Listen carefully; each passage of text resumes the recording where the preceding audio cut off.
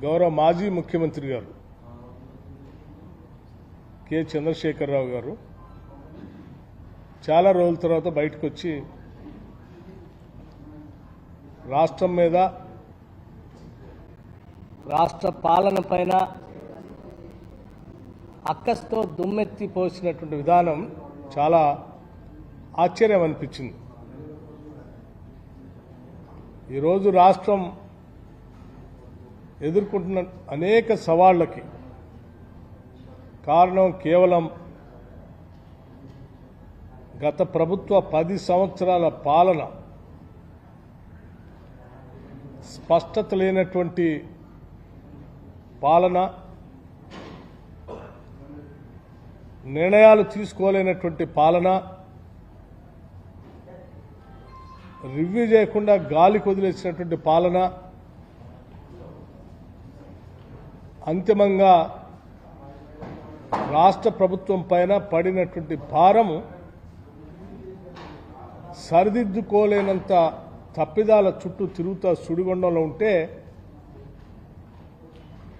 మేము గత 3 నెలల నుంచి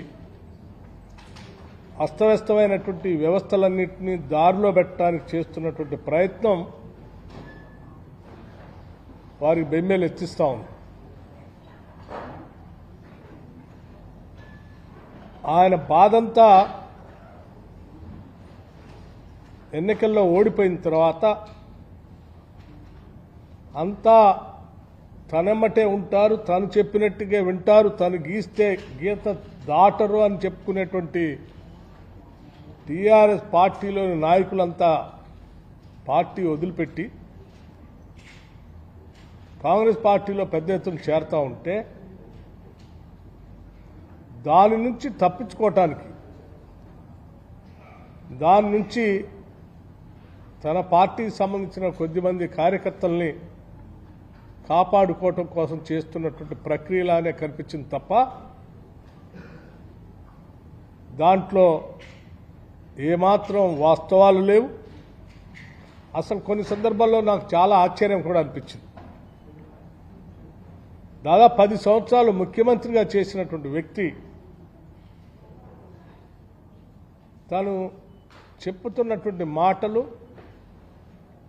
నేను చేసినటువంటి వ్యాఖ్యానాలు చూస్తూ ఉంటే ఇంత తక్కువగా కూడా దిగజారిపోయి ప్రవర్తిస్తారా అనిపించింది. వారు విద్యుత్ మీద మాట్లాడారు, రైతు బంధు పైన మాట్లాడారు, లేకపోతే రైతు బీమా పైన గురించి మాట్లాడారు, నీళ్ల గురించి మాట్లాడారు, వారు కట్టినటువంటి కాళేశ్వరం గురించి కూడా మాట్లాడారు. ఏ ఒక్కదాన్ని కూడా వాస్తవాలు జోలికి పోకుండా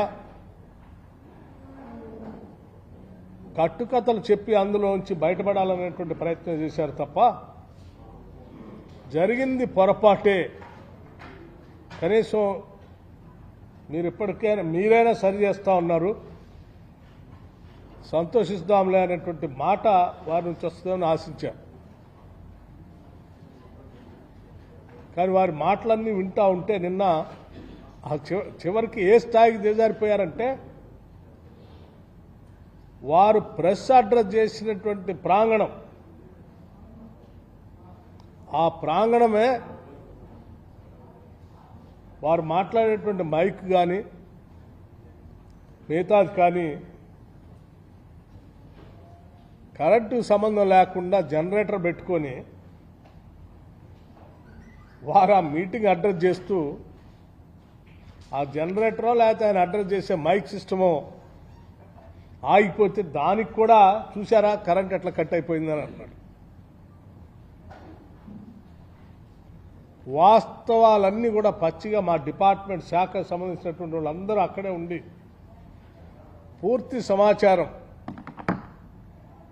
ప్రజలకు తెలియజెప్పేటట్టుగా బహిర్గతపరిచిన తర్వాత నిజంగా నాయకులు ఈ స్థాయిలో ఉన్నటువంటి వాళ్ళు ఇంత చిన్న చిన్న వాటికి ఇట్లా దిగజారిపోయి ప్రజలను తప్పుదోవ పట్టిస్తారని నేను ఊహించలే.